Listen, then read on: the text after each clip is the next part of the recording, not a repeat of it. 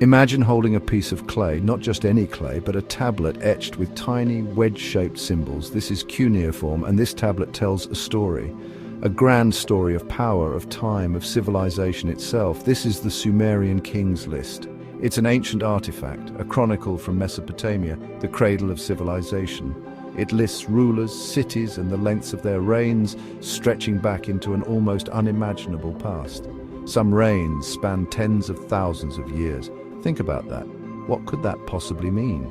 This document isn't just a list, it's a key, a very old key to understanding how the first urban dwellers saw their world and their place within the cosmos of power. The Sumerian Kings List isn't a single, perfectly preserved document found in a majestic library. Instead, it's a composite, pieced together from various clay tablets. Archaeologists unearthed these fragments primarily in the early 20th century, scattered across ancient Sumerian cities like Nippur, Isin, and Larsa. These weren't just casual jottings, they were official records, meticulously inscribed by scribes thousands of years ago. Picture the scene: a scribe under the Mesopotamian sun carefully pressing a stylus into wet clay, preserving for posterity the lineage of kings. Each fragment adds another piece to a colossal puzzle, a puzzle that continues to fascinate and perplex scholars even today, revealing glimpses into a world that laid the foundations for our own. So, what was the purpose of this extraordinary list? Was it a straightforward historical record like a modern textbook? Not entirely. While it does contain names that correspond to archaeologically attested rulers, it's much more. It seems to have served a profound ideological function. The list promotes the idea that kingship was a divine institution handed down from the heavens. It emphasizes that only one city and one king held legitimate rule over Sumer at any given time. This concept of a singular divinely sanctioned kingship moving from city to city was a powerful political statement, especially in a land of often competing city-states, each vying for dominance in a fertile but fractious land. The sheer timescale covered by the Sumerian Kings List is staggering, almost beyond our everyday comprehension. It begins with rulers who are said to have reigned before a great catastrophic flood, an event that echoes in the myths of many cultures worldwide. These antediluvian kings are credited with reigns lasting for tens of thousands of years. For example, Alulim, the first king of Eridu, supposedly ruled for 28,800 years. Then came Alangar with 36,000 years. These numbers clearly operate on a different scale than our understanding of human lifespans. They speak to a mythological, sacred time, a golden age perhaps, before the world was reshaped by a deluge, setting the stage for a new era of human history and kingship. To understand the Sumerian Kings List, we need to travel back in time, not just to the era of the kings it describes, but to the time of its creation. Most scholars believe the earliest versions of the list were compiled during the early 2nd millennium BCE. This places its genesis in the Isin-Larsa period, a time of significant political upheaval in Mesopotamia. The mighty Third Dynasty of Ur had collapsed. Sumerian civilization was facing new challenges, new powers emerging. Think of it as a world in transition, where the old order was fading, and new structures of power were being forged amidst the dust of fallen empires and the rise of ambitious city-states. What was happening in Mesopotamia around 2000 BCE? It was a dynamic, often turbulent period. Numerous city-states, such as Isin, Larsa, Babylon, and Eshnunna, were contending for supremacy. The Sumerian language was gradually being replaced by Akkadian in daily life, though Sumerian itself retained its prestige as a language of religion and learning. This era saw remarkable advancements in mathematics, astronomy, and literature. Yet beneath this cultural flourishing, there was an undercurrent of political fragmentation. The dream of a unified Sumer, reminiscent of past glories, was a powerful motivator. This yearning for unity and order provides a crucial backdrop for understanding why the Kings List was so carefully curated and preserved. The Sumerian Kings List, in this context, wasn't just a historical document. It was a potent political tool. By presenting an unbroken line of kingship, divinely ordained and passed from one city to another, the list served to legitimize the ruling dynasty of the city that currently held sway or aspired to it.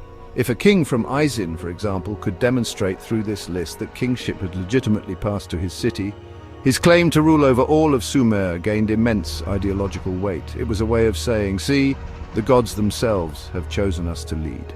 This narrative of continuity and divine favor was essential for consolidating power and commanding loyalty in a competitive landscape. The creation and preservation of the Sumerian kings list fell to the scribes.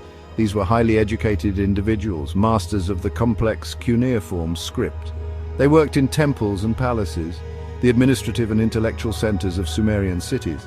Imagine their meticulous labor selecting sources, copying texts onto fresh clay tablets, ensuring the preservation of this vital narrative.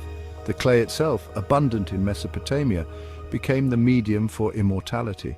Once inscribed and dried or baked, these tablets could last for millennia, carrying their messages through the ages. The scribes were not mere copyists, they were guardians of tradition, shapers of historical memory, and in many ways the intellectual architects of their civilization's enduring legacy. Let's delve into the names that populate this ancient list. The earliest kings mentioned are truly figures of myth, rulers from a time before the Great Flood. These antediluvian kings are said to have reigned from legendary cities like Eridu, Bad Tibira, Larak, Sippar, and Shuruppak. Their reigns are impossibly long, as we've seen. Alulim of Eridu, the very first king, is credited with 28,800 years. His successor, Alalngar, ruled for 36,000 years. These aren't historical figures in the way we understand them today. Rather, they represent a sacred primordial era, a time when humanity was perhaps closer to the gods and the world operated under different rules. These numbers evoke a sense of immense antiquity, a deep past lost in the mists of time. A core concept underpinning the Sumerian kings list is that kingship descended from heaven. This is a powerful statement. It means that the authority to rule was not man-made but a divine gift. The list meticulously tracks how this heavenly kingship moved from one city to another. After Eridu, it went to Bad Tibira, then to Larak, and so on. This transfer wasn't always peaceful. It often reflected the shifting political fortunes and military might of these ancient urban centers, but the list presents it as an orderly, divinely sanctioned progression. This idea helped to unify the concept of Sumerian civilization, even when it was politically fragmented, by suggesting a single overarching institution of kingship.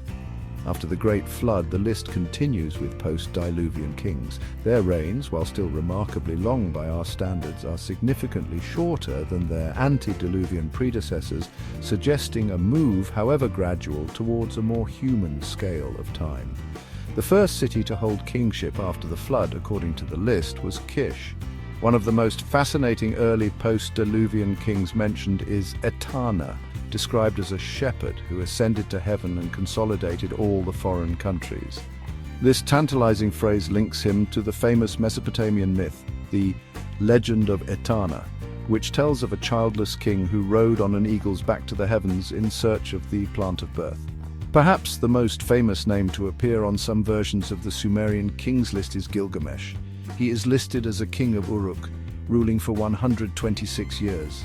This is the same Gilgamesh who is the hero of the Epic of Gilgamesh, one of the world's oldest known works of literature. The epic recounts his adventures, his friendship with Enkidu, and his profound quest for immortality.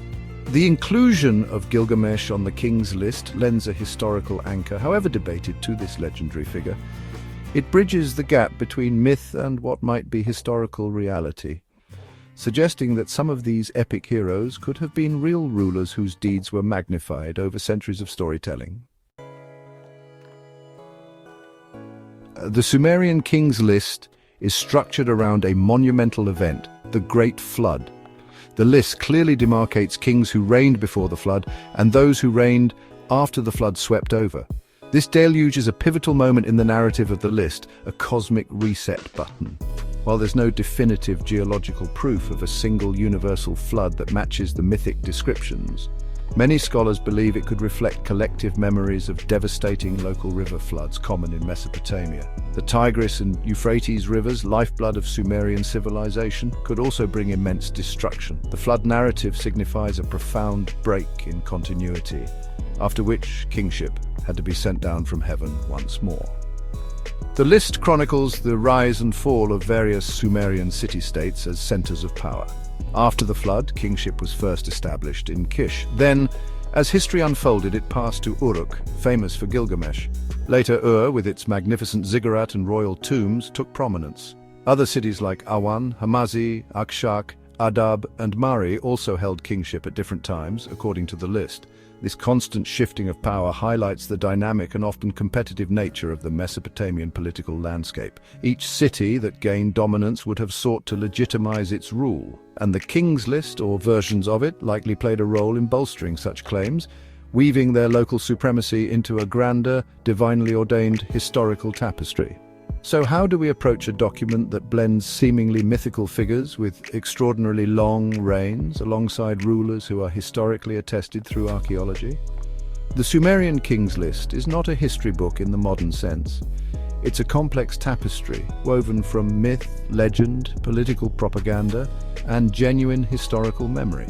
Its value lies not in its literal accuracy for every entry, but in what it reveals about Sumerian worldview, their concepts of time, kingship, and the divine. It provides a framework, a kind of chronological backbone, however stylized, that helps scholars to orient themselves within the vast expanse of early Mesopotamian history, allowing them to piece together the grand narrative of this foundational civilization. The enduring importance of the Sumerian Kings List cannot be overstated. It offers us a precious window into the dawn of historical consciousness. It shows how an ancient civilization grappled with its past, how it constructed its identity, and how it legitimized its political structures. The list demonstrates a sophisticated attempt to order time and events, connecting the present rulers to a deep, divinely sanctioned antiquity. Its influence can be seen in later Mesopotamian chronicles, and even, some scholars argue, in the chronological frameworks of other ancient cultures. It remains a testament to the Sumerians' intellectual achievements and their profound desire to understand their place in the grand sweep of cosmic and earthly history, a quest that continues to resonate with us today.